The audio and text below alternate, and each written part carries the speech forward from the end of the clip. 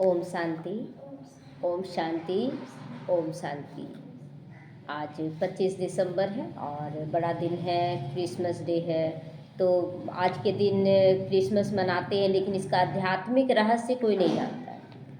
तो इसका आध्यात्मिक रहस्य, जैसे सांता क्लॉस आते हैं और उनका ड्रेस कैसा होता है, सफ़ेद और रेड, और आते हैं तो सबको गिफ्ट बांटते हैं, बच्चों को उमंग उत्साह दिलाते हैं और बेल लेकर आते, घंटी बजाते हैं। तो ये सब क्या है? सफ़ेद यानी ब्रह्मा बाबा का प्रतीक है और लाल रंग शिव बाबा का प्रतीक है।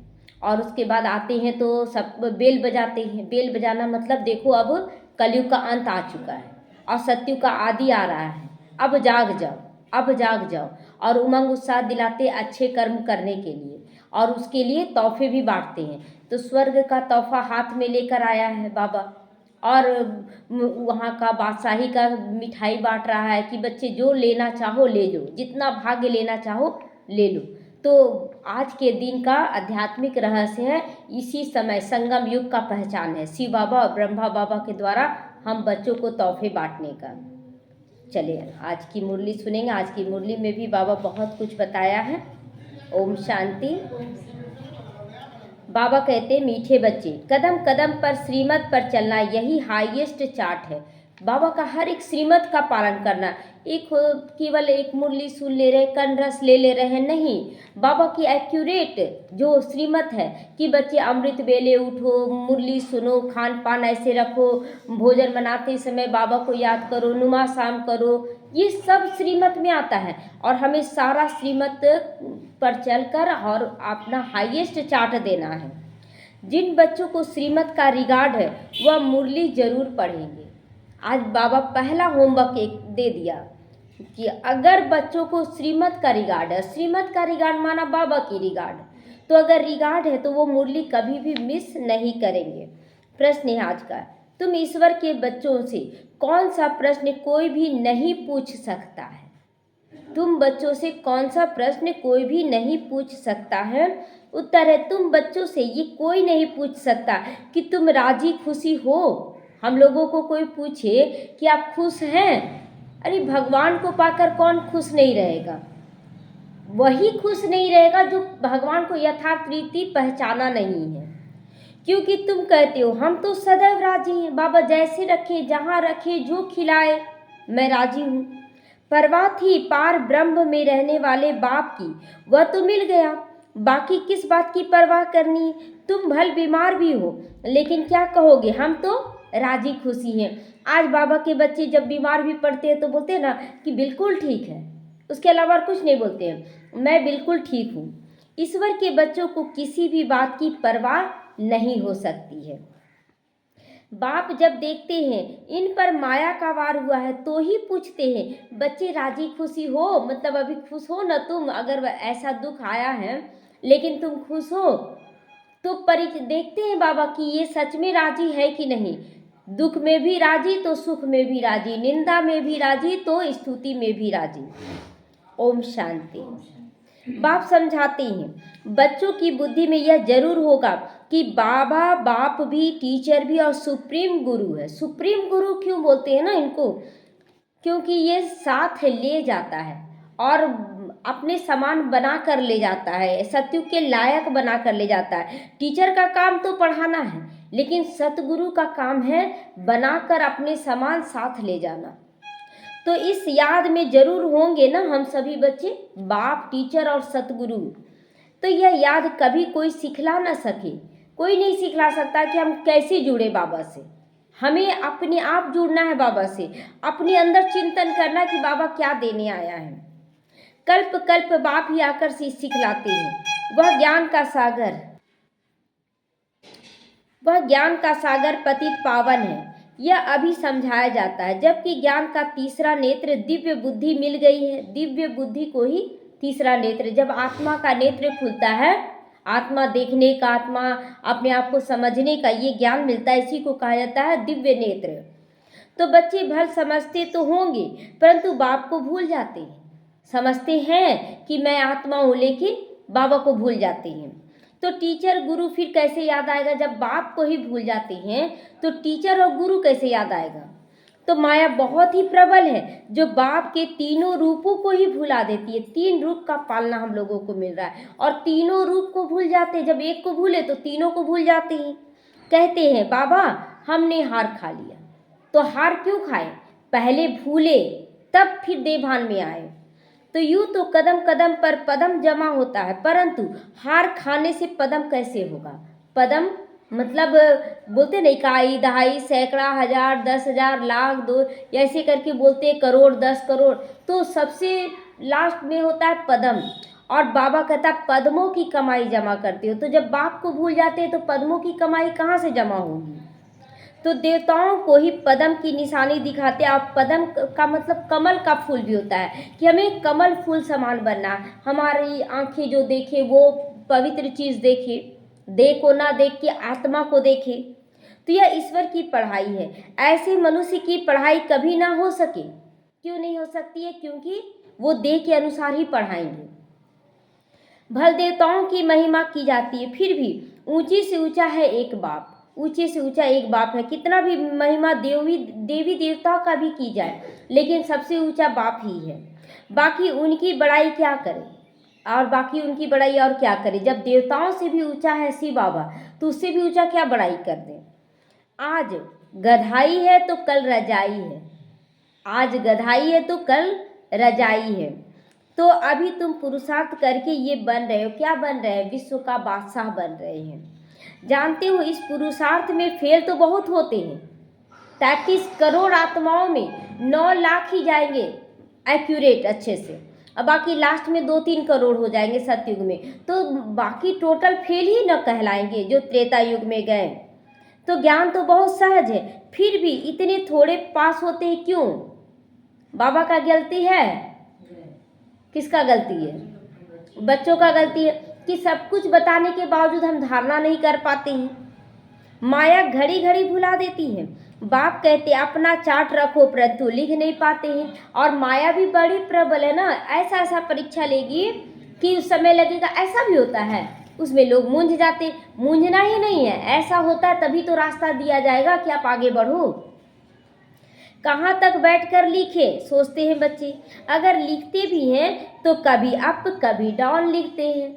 मतलब कभी बहुत अच्छा लिख दिए कि बाबा ऐसे किए, बाबा ऐसे किए, और कभी एकदम कम में लिख के छोड़ दिए कि बाबा कुछ सब ठीक है, बस हो गया।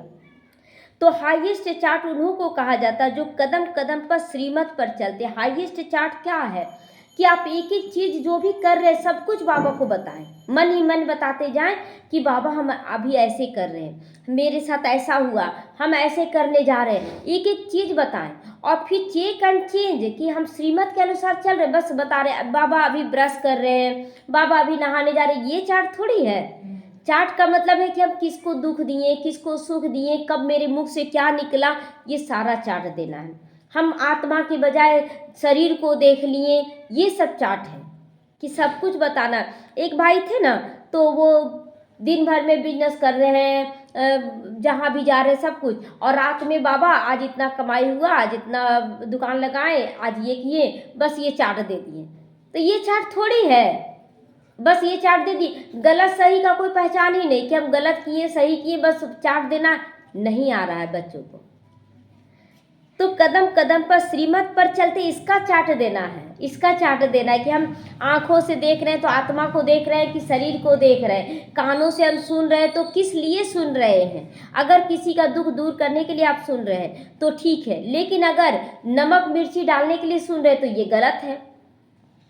तो बात तो समझेंगे। इन विचारों को लज्जा आती होगी, अगर गलत सही कर रहे हैं तो लज्जा आती होगी, नहीं तो श्रीमत अमल में लानी चाहिए ना। अगर लज्जा नहीं है तो आप श्रीमत पर चले, बहुत अच्छे से चले। 1-2% मुश्किल से कोई लिखते हैं अपना चार्ट। श्रीमत का इतना रिगार्ड नहीं है। मुरली मिलती है तब भी नहीं पढ़ते हैं। पहले तो बोलते थे मुरली ही नहीं मिलती है बाबा, और जब अभी देखिए मोबाइल में क्या है, सबका मुरली पहले ही आ जाता है, लेकिन उसके बावजूद हम मुरली ना पढ़े तो ये डिसरिगार्ड होता है। तो उन्हों को दिल में लगता तो जरूर होगा। बाबा कहते तो सच है, हम मुरली नहीं पढ़ते तो औरों को क्या सिखलाएंगे? जब हम खुद ही नहीं पढ़ेंगे औरों को क्या सिखलाएंगे? बाप तो खुद कहते हैं मुझे याद करो स्वर्ग का मालिक बनो। ऑप्शन हम लोगों को तो बाबा क्लियर कर दे रहा है कि बच्चे जो जितना अच्छे से चलेंगे विश्व का मालिक बन जाएंगे। इसमें बाप भी आ गया। कौन सा बाप? पढ़ाने वाला भी आ गया। स्वर्ग का मालिक में कौन आ गया? ब्रह्मा बाबा, प्रजापिता है ना। तो सदगति दाता भी आ गया और सदगति दाता शिव बाबा भी आ गया कि हम लोगों को विश्व का मालिक बना रहा है। याद में तो सब कुछ आ गया ना। थोड़े थोड़े अक्षर में सारा ज्ञान आ जाता है। यहाँ तुम आते हो इसको रिवाइज करने के लिए। जो ज्ञान बाबा दे रहा है ना, तो उसको रिवाइज करने के लिए बाबा यहाँ पढ़ाता है रोज। भल बाप भी यही समझाते हैं, क्योंकि तुम खुद कहते हो हम भूल जाते हैं, इसीलिए यहाँ आते हो रिवाइज करने के लिए। यहाँ बाबा रिवाइज करवाता है रोज। रोज रोज सुनने से क्या होता है कि मन बुद्धि में वो बैठ जाता है, और नहीं भी याद करेंगे तो याद आता रहेगा। बाबा ऐसे बोला, बाबा अपने आप मुख से निकलता भी रहेगा। तो भल कोई कहते भी हैं तो भी रिवाइज नहीं होता है। कोई कहते भी है तो रिवाइज नहीं होता है। क्यों? तकदीर में नहीं है तो तदबीर भी क्या करे। मतलब कोई लाख समझा रहा है, अगर जिसका मन बुद्धि कहीं कहीं भटका हुआ है वो सुनकर भी अनसुना हो जाएगा, उसको कुछ समझ में नहीं आएगा। तो तदबीर कराने वाला भी एक बाप है, रास्ता दिखाने वाला, सब कुछ समझाने वाला बाबा है। इसमें कोई के पास खातिरी भी नहीं हो सकती। अब यहाँ पर ये सोचेंगे कि हम अगर वीआईपी हैं, मेरा कोई खास कदर हो, तो ऐसा यहाँ नहीं है। बाबा के पास तो ऐसा नहीं है। उस पढ़ाई में एक्स्ट्रा पढ़ाने वाला टीचर को बुलाते। अगर बड़ा आदमी का बच्चा है तो फिर टीचर अलग से रख लेते, अलग से पैसा दे देते हैं। यह तो तकदीर बनाने के लिए सबको एक रस पढ़ाते। बाबा किसी पर ये नहीं कि उसको ज़्यादा अच्छा से पढ़ा रहा, उसको कम पढ़ा रहा, एक रस कौन कितना उठा सकता है। एक एक को अलग अलग कहाँ तक बाबा पढ़ाएंगे, क्योंकि ढेर बच्चे हैं ना। अब इतना सारा बच्चा है, 33 करोड़ लेके चलिए। अब 33 करोड़ को एक एक बच्चे को पढ़ाएंगे बाबा अलग अलग। हाँ, आप जितना मनन चिंतन करेंगे बाबा बुद्धि को टच कर देगा। तो उस पढ़ाई में कोई बड़े आदमी के बच्चे होते हैं तो ऑफर करते हैं, तो इनको एक्स्ट्रा भी पढ़ाते हैं। टीचर जानते हैं कि यह डल है, इसीलिए पढ़ाकर उनको स्कॉलरशिप के लायक बना देते हैं। तो यह टीचर ऐसा नहीं करते हैं, यह भी सभी को एक जैसा पढ़ाते हैं। मतलब कोई ये नहीं आरोप लगाए कि बाबा उसको आप ज़्यादा पढ़ा दिए, हमको कम पढ़ा दिए। बाबा सबको एक जैसा पढ़ा रहा है। और फिर अगर आप नंबरवार होते हैं तो इसमें दोष हमारा हो जाएगा। एक्स्ट्रा पुरुषार्थ माना टीचर कुछ कृपा करते हैं, भले ऐसे भी पैसे भी लेते हैं, खास टाइम देकर पढ़ाते भी हैं, जिससे वह जास्ती पढ़कर होशियार हो जाते हैं। पैसा भी अलग से लेता है टीचर और ट्यूशन देता है। तो यह बात तो सबको एक ही महामंत्र देते, बच्चे मन मना भाव। मन मना भाव का मतलब मन को शुद्ध पवित्र बनाकर परमात्मा की याद में लगा दो। मंदिर को पहले साफ किया जाता है, तब पूजा के लायक बनता है वो। तो उसी तरह मन को शुद्ध और पवित्र बना लो, तब परमात्मा की याद उसमें ठहरेगी। तो बस बाप ही एक पतित पावन है, उनकी ही याद से हम पावन बनेंगे। वह तुम बच्चों के हाथ में है, जितना याद करो उतना पावन बनोगे। तो सारा मदार हर एक के पुरुषार्थ पर है, याद के पुरुषार्थ पर है। वह तो तीर्थों पर यात्राएं करने जाते हैं, एक दो को देखकर भी जाते हैं। तुम बच्चों ने तो बहुत यात्राएं की हैं, फिर क्या हुआ? बहुत यात्रा किए, ठीक है, बहुत कोई इस जन्म में नहीं किए, लेकिन बाबा के बच्चे ही ज़्यादा यात्रा किए हैं। और यात्रा किए तो क्या हुआ? कलयुग नहीं आया क्या? कलयुग आ गया, नीचे ही गिरते आए हो। यात्रा किस लिए है? इससे क्या मिलेगा? कुछ भी पता नहीं था। अभी तुम्हारी है याद की यात्रा। अब है याद की यात्रा कि हम याद से कहाँ तक पहुँच सकते हैं। कहाँ तक? परम धाम तक, बैकुंठ तक। तो अक्षर तो एक ही है, मन मना भाव। यह तुम्हारी अनादि यात्रा है, अनादि है यात्रा तुम्हारी। अनादि मतलब कभी रुकता नहीं है। अभी क्या है? परम धाम और बैकुंठ का तैयारी कर रहे हैं। फिर जब बैकुंठ में आएंगे सतयुग में, तो फिर सतयुग, त्रेता, द्वापर, कलयुग स्टार्ट हो जाएगा। तो वह भी कहते हैं हम भी यह यात्रा अनादिकाल से करते आए हैं। अभी तुम ज्ञान सहित कहते हो कि कल्प कल्प ये यात्रा हम करते हैं। वो लोग भी बोलते हैं कि हम अनादि से यात्रा, वैष्णो देवी का यात्रा और सब जगह तीर्थों का यात्रा बोलते हैं, ये अनादि से होते आया। अनादि से नहीं हुआ है, वो तो द्वापर से स्टार्ट हुआ। लेकिन हम लोगों का जो यात्रा है ये अनादि है, तो हमारी ही कॉपी की जाती है। तो यह यात्रा तो यह यात्रा खुद बाप आकर सिखलाते हैं। उन यात्राओं में कितने धक्के खाते हैं, कितना लाइन लगना पड़ता है, कितना धक्का खाना पड़ता है भीड़ भाड़ में। यहाँ भीड़ है क्या? अगर आप इतने बहुत सारे यहाँ बच्चे बैठे हैं और अगर आपको बोला जाए कि परम धाम की सैर करा के आओ, कोई टक्कर होगा किसी को? किसी को कोई टक्कर नहीं होगा। भीड़ महसूस होगा परम धाम जाने में? सब अकेले पहुंच जाएंगे मस्ती में, है ना। तो सोचिए कि ये कैसी यात्रा बाबा सिखाया है। कितना शोर होता है उसमें, यहाँ शोर होगा? यहाँ तो साइलेंस में बैठकर पहुंच जाएंगे। यहाँ कोई खर्चा होता है? वहाँ कितना खर्चा करते हैं। तो यह यात्रा है डेड साइलेंस की, एकदम शांत बैठकर याद करने की। एक बाप को ही याद करना है, इससे ही पावन बनना है। अब लोग पूछते हैं ना कि क्या पता आप लोग जाते भी हैं कि नहीं परम धाम, केवल बोलते हैं। अरे परिवर्तन से पता चलेगा। अगर हमारे अंदर शक्ति भर रहा है तो कहाँ से शक्ति भर रहा है? वही परम धाम जाने से शक्ति भर रहा है। अगर हमारा दृढ़ संकल्प है, उमंग उत्साह कि हम बैकुंठ का राजा बनेंगे, क्यों? क्योंकि बैकुंठ में जा रहे हैं। उमंग उत्साह इसलिए है, नया घर मेरा तैयार हो रहा है। जब जब जब जाएंगे कि घर मेरा तैयार हो रहा है तो देख कर उमंग उत्साह आएगा ना। तो उसी तरह यहाँ भी हम लोग देख रहे हैं। तो तुम्हें बाप यह सच्ची सच्ची रूहानी यात्रा सिखलाई है। यह यात्राएं तुम जन्म जन्मांतर करते आए हो, फिर भी गाते हो। चारों तरफ लगाए फेरे, फिर भी रह गए अकेले। तो अकेले रह गए ना, कुछ मिला यात्रा करते करते? भगवान से तो दूर ही रहे। भक्ति मार्ग में कहाँ नहीं गए, लेकिन भगवान मिला नहीं मिला। यात्रा से आकर फिर क्या करते हैं? विकारों में गिर जाते हैं। काम, क्रोध, लोभ, मोह, अहंकार सब में डूब जाते हैं। क्या फायदा हुआ? अभी तुम बच्चे जानते हो यह पुरुषोत्तम संगम युग है, जबकि बाप आए हैं। एक दिन सभी जान जाएंगे कि बाप आया हुआ है। तो भगवान आखिरी मिलेगा कैसे? तो यह तो कोई नहीं जानता। कोई तो समझते हैं कुत्ते बिल्ली में मिलेगा, बोलते हैं ना कि अब बहुत सारा अवतार लिए हैं तो सब अवतारों में मिल जाएंगे, मतलब कुत्ता बिल्ली सब में। ये भी एक गाली है। तो क्या इन सब में भगवान मिलेगा? इन सब में भगवान मिलेगा? कितना झूठ है ना, झूठ खाना, झूठ पीना, झूठ ही रात बिताना। इसीलिए यह है झूठ खंड। ये सब झूठ में चले हैं ना, इसीलिए आज गिर गए हैं। सचखंड को स्वर्ग कहा जाता है। भारत ही स्वर्ग था। स्वर्ग में सभी भारतवासी ही थे। आज वही भारतवासी नरक में है। तुम मीठे मीठे बच्चे जानते हो, हम बाप की श्रीमत लेकर भारत को फिर से स्वर्ग बना रहे हैं। हम फिर से श्रीमत लेकर भारत को स्वर्ग बना रहे हैं। उस समय भारत में और कोई भी नहीं होता। चीन, फ्रांस ये सब कुछ भी नहीं होता। अमेरिका, रूस ये सब नहीं होता है। केवल भारत ही रहेगा। सारा विश्व पवित्र बन जाता है उस समय। अभी तो देखो कितने ढेर के ढेर धर्म हैं। बाप सारे झाड़ की नॉलेज सुनाते हैं, दिखाते हैं ना।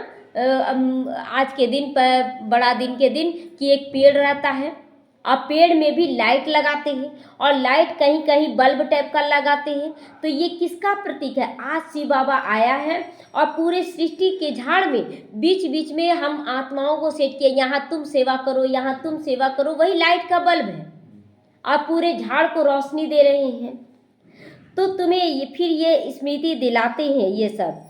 तुम सो देवता थे, फिर वैश्य शूद्र बने, अभी तुम ब्राह्मण बने हो। यह अक्षर कभी कोई सन्यासी, उदासी, विद्वान द्वारा सुने हो कि हम ही ब्राह्मण बनकर देवता बनेंगे? ये कोई नहीं जानता है।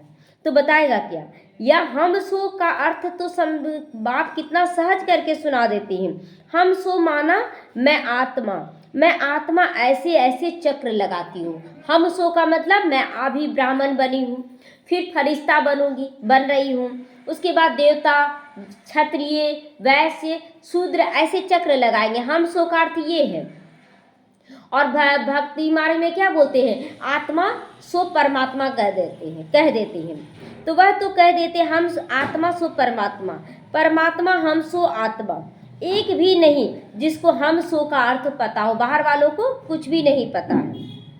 तो बाप कहते हैं हम सो का मंत्र है, सदा बुद्धि में याद रहना चाहिए। हम सो का मंत्र मन मना भव मध्य जीव भवा, यही सब है बाबा का दिया हुआ मंत्र। नहीं तो चक्रवर्ती राजा कैसे बनेंगे? अगर मन मना भव हो गया, मध्य जीव भवा नहीं हुए तो भी चक्रवर्ती राजा नहीं बनेंगे। तो हमें मध्य जीव भी भवा बनना है। तो वह तो 84 का अर्थ भी नहीं समझते, इसीलिए कह देते 84 लाख योनियों में हम लोग गुजरते हैं। तो भारत का ही उत्थान और पतन गाया हुआ है ना, सतो प्रधान, सतो रजो तमो, यानी कि सूर्यवंशी चंद्रवंशी, सतो प्रधान सूर्यवंशी, सतो चंद्रवंशी, रजो वैश्यवंशी और तमो शूद्रवंशी। तो अभी तुम बच्चों को सब कुछ मालूम पड़ा है। एक बाप बीज रूप को ही ज्ञान का सागर कहा जाता है। वह इस सृष्टि चक्र में नहीं आते हैं, शिव बाबा सृष्टि चक्र में नहीं आते, वो तो स्थापना करने के लिए इस समय आते हैं। ऐसे नहीं कि हम सो परमात्मा बन जाते, बिल्कुल भी नहीं।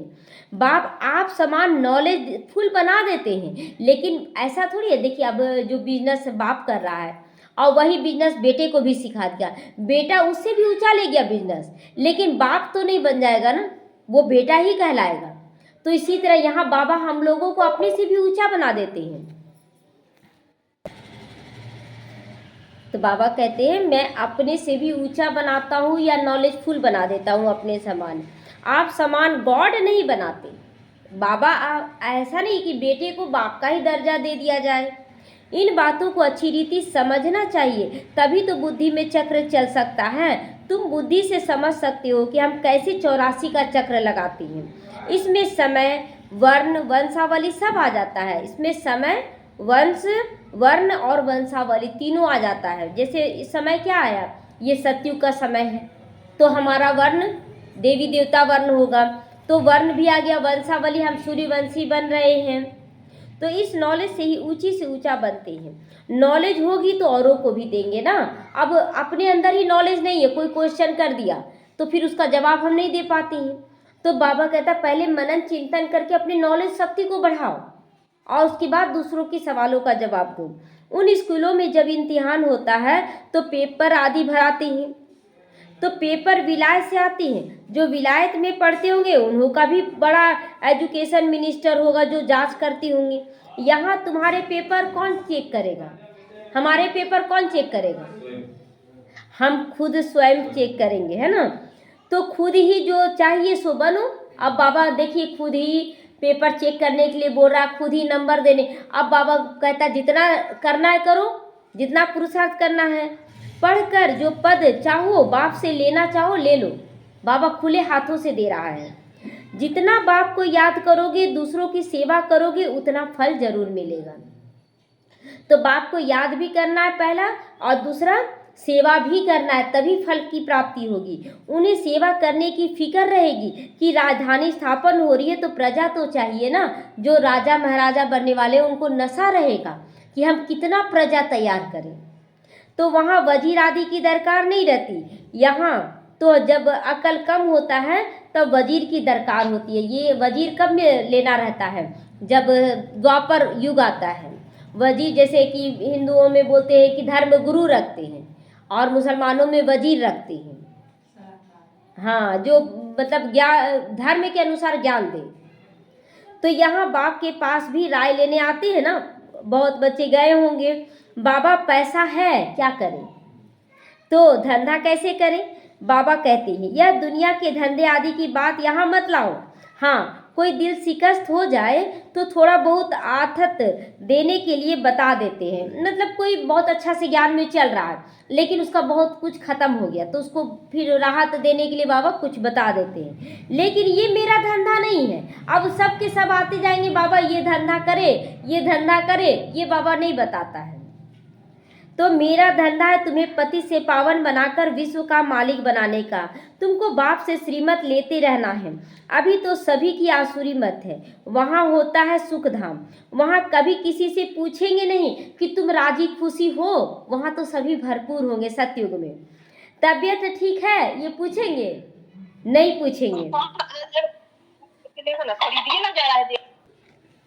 तो यह अक्षर यहाँ पूछा जाता है। यहाँ ये अक्षर होता ही नहीं, वहाँ ये अक्षर नहीं होता। दुख धाम में के कोई अक्षर ही नहीं। परंतु बाप जानते हैं बच्चों में माया की प्रवेशता होने के कारण बाप पूछ सकते हैं कि ठीक ठाक राजी खुशी हो। बाबा पूछ सकते हैं क्योंकि घड़ी घड़ी पेपर्स तो आते रहते हैं। मनुष्य यहाँ के अक्षर को समझ ना सके, कोई मनुष्य पूछे तो कह सकते हो हम ईश्वर के बच्चे हैं, हमसे क्या खुश खैरापात पूछते हो, हम तो बहुत खुश हैं।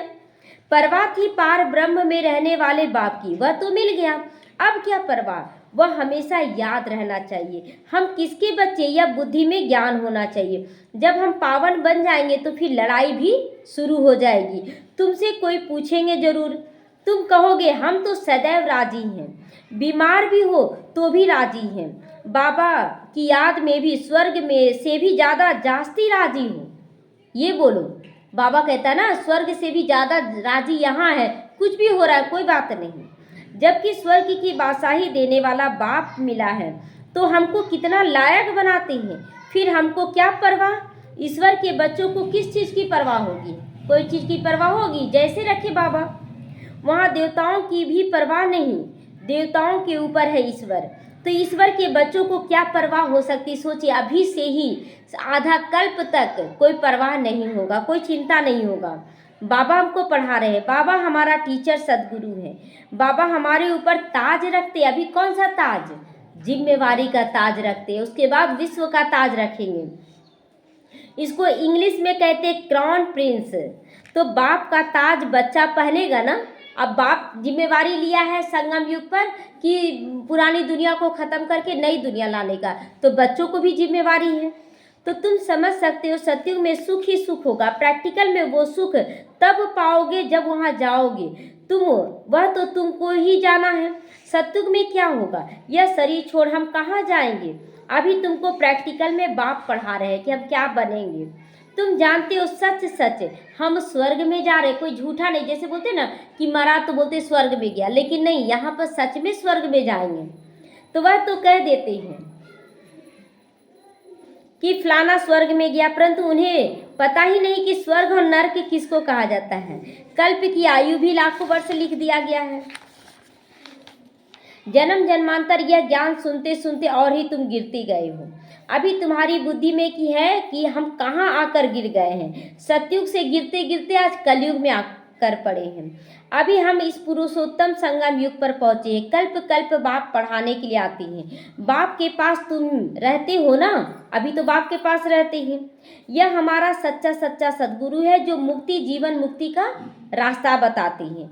जैसे यह बाबा भी सीखते हैं, ऐसे इनको देखकर तुम बच्चे भी सीखते हो। जैसे ब्रह्मा बाबा सीखे, वैसे हम बच्चों को भी परफेक्ट बनना है। कदम कदम पर सावधानी रखनी होती है। मनसा वाचा कर्मना बहुत शुद्ध रखना होता है। मनसा में भी अगर गलत विचार आया ना, तो ये भी गिरने का कारण बन जाता है।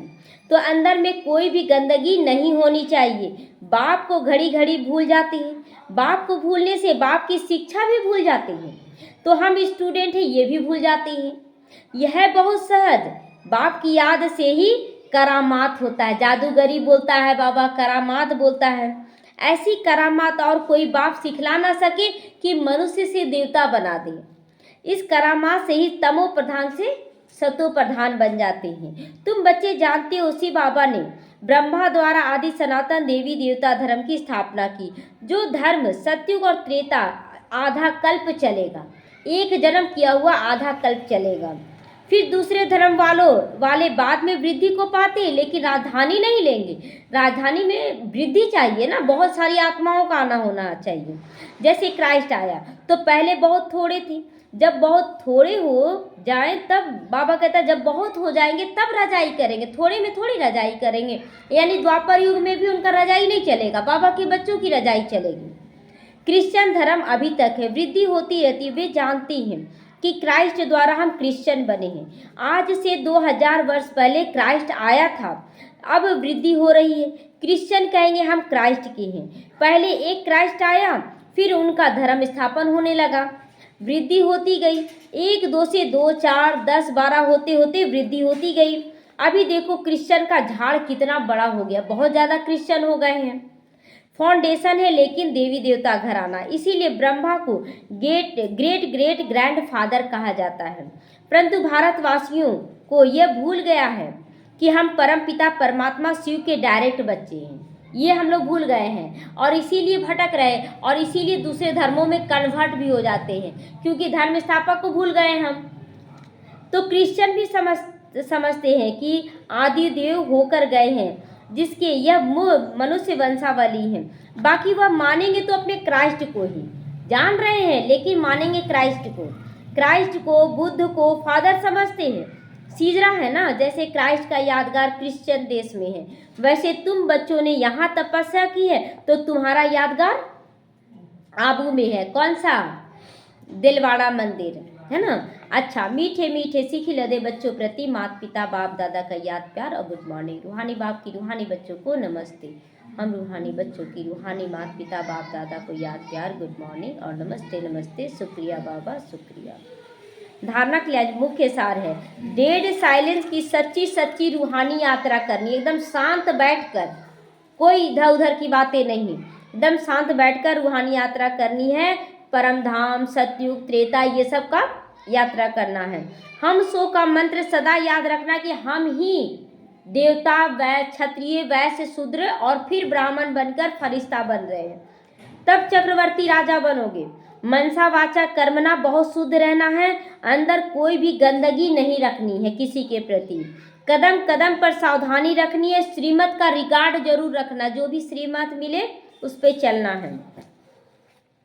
वरदान है, निर्माणता के गुण को धारण कर सबको सुख देने वाले सुख देवा सुख स्वरूप बनो। निर्माणता, जैसा कर्म मैं करूँगा मुझे देखकर और करेंगे, यही है निर्माणता।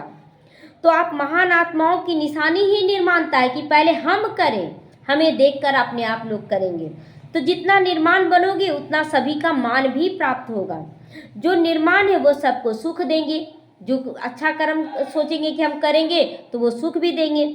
जहाँ भी जाओगे जो भी करोगे वो सुखदायी होगा, जो भी संबंध संपर्क में आए वह सुख की अनुभूति करे। इसीलिए आप ब्राह्मण आत्माओं का गायन है, सुख के सागर के बच्चे, सुखदेव और सुख स्वरूप।